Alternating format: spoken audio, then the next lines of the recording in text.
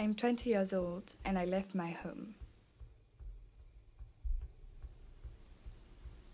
I've been in London for a year and 2 months now.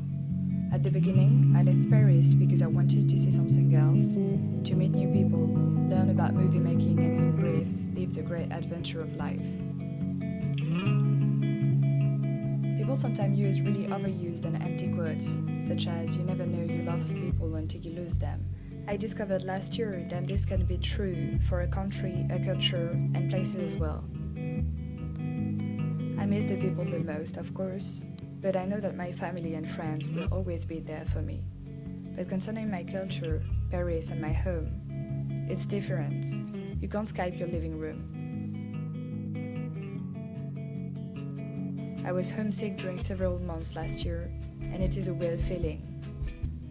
We are all used to miss people, but this impression of belonging to another place, that your life is happening somewhere else, is really disturbing. Was I the only one to experience this? I decided to interview other people on these feelings.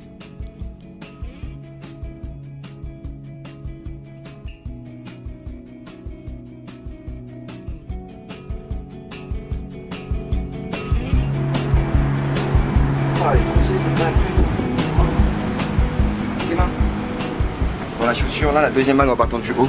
Ah, je la veux. Comment je vais lui acheter? Putain, elle est trop stylée. Mark and I have known each other for 5 years now. In Paris, we share the same group of friends, but weirdly enough, we don't see each other that much in London. Once every 2 weeks, I would say. But he's still my best friend here. He's the link to the other life, back there. Mark is originally from Bulgaria, but he has lived in France almost his whole life. He speaks French, English, Russian, a bit of German, and Bulgarian, of course.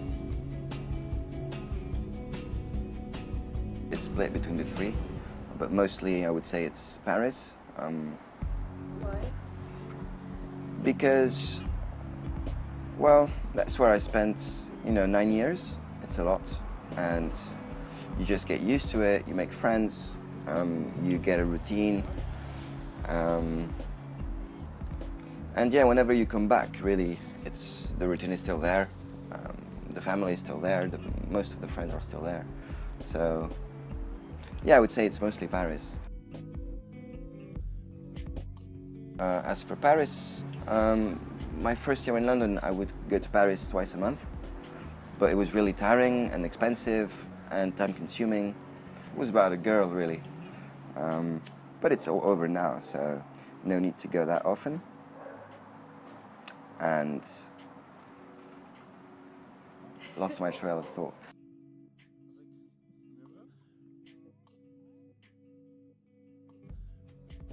Off record? Bah, no. Okay. So yeah, there were many times during first year where I was sad because of that girl, and many times during that year I wanted to be back in Paris to be there and fix things with that girl, but also I noticed, and I didn't expect that when I left to London, but I noticed that when I was really sad,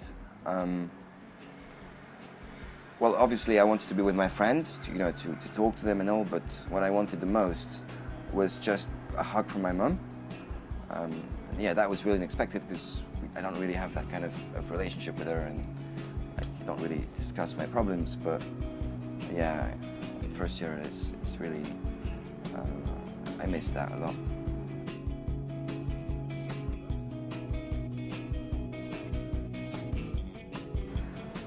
Really would be this weird, awesome atmosphere we have in our group of friends, like a big family, and that's something that I haven't found here yet.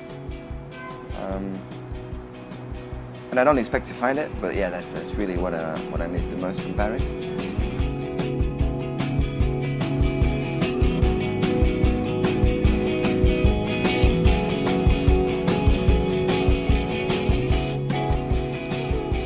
Cecile is my flatmate. She has lived in many places, as her parents had to move a lot for their job. She was born in Bordeaux, in France, but also lived in the USA during 10 years and in New Zealand. She spent last year in Peru.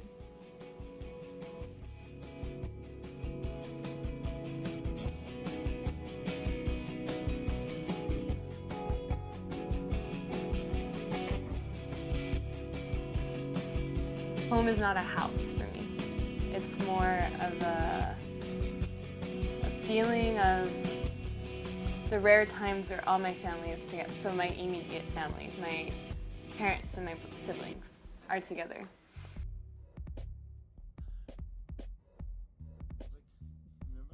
I would say last year when I went to Peru.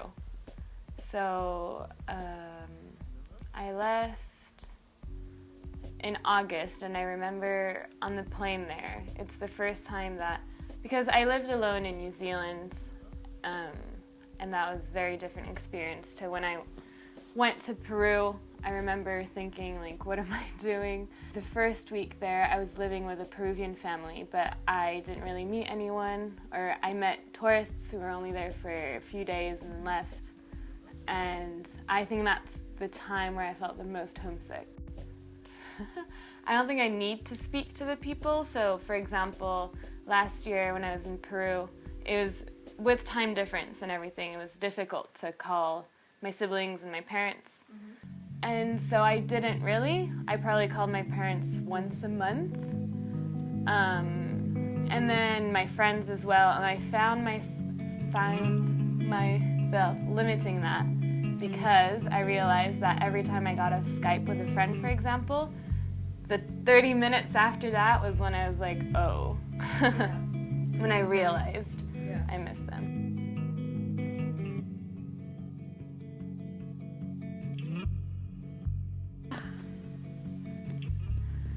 It's, I think, the feeling of being all together, my family, so the 6 of us in a car, just going the same place. So that's what I would say. When I was in Peru, I had an American flatmate who traveled for the first time outside of the US. Before she left, she told me she realized, like, well, from where now that I'm leaving Peru, I'm always gonna miss something. And I remember she was like, she just realized that while she was in Peru, she missed Kansas, and that when she was gonna go back to Kansas, she would miss Peru. And I remember thinking, like, yeah, like, there's nowhere to go where there's something you don't miss. So, just escape. So the thing with moving all the time is that it's great. You meet different people, you speak different languages, you see different cultures. And then there's a point where you're like, I wish I would just have a home somewhere. But then when I really start thinking about it, I don't think I could stop myself.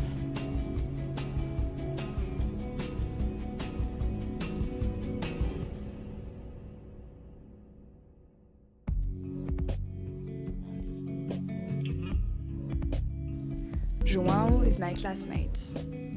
We met last year at the beginning of the course. He's from Portugal. I think being far from home was even harder for him than it was for me. He looks more happy now. Last year, I spent Christmas here alone. And for example, I was Skyping my family back home, and they were all having fun and laughing and whatever. And I was here alone, and so I thought, okay, I don't want to be where I am. I don't want to be here. I want to be I want to be there with them. And so, homesick for me. You know what? I think it's more than isolation. I think if you think about it really well, I think homesick is just being done with everything at a certain point, at a certain moment. That's why you're homesick, because you want to go back.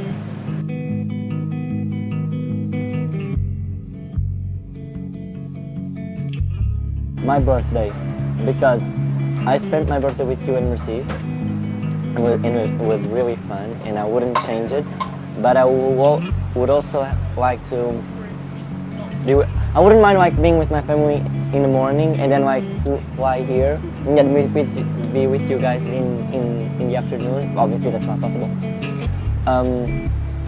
But yeah. Your birthday.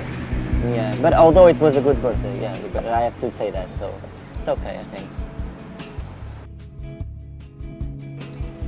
I would say friends and family the most, yeah. And maybe nature. It's very, or at least where I live, it's very green, and it's really cool because I used to play there when I was young, and I kind of miss that. And after the forest, you have the sea. Yeah, yeah.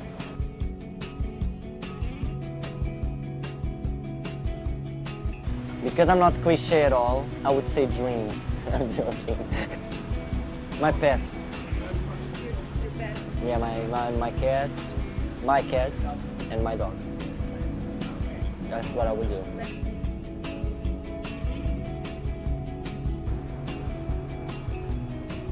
Cecile, these questions, yeah? Fuck these questions.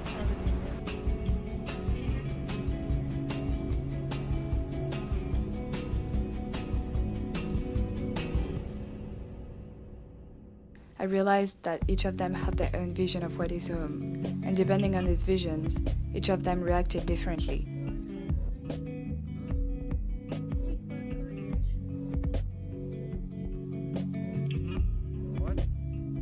Mark has split his view in accordance to the different places he comes from. Solène, as she were used to move a lot since she were young, does not attach too much importance to the places, but more to the people she loves. João, as far as he's concerned, is more like me, missing a bit of everything. Places, people, his routine. The conclusion to this project is that home is different for everyone. And I learned that people just need a bit of time to adapt themselves. I think I can say that I finally found a balance here in London. If it's not a home, it's at least a safe place, where I'm happy to live, where I'm comfortable, and where I'm having a good time with great friends.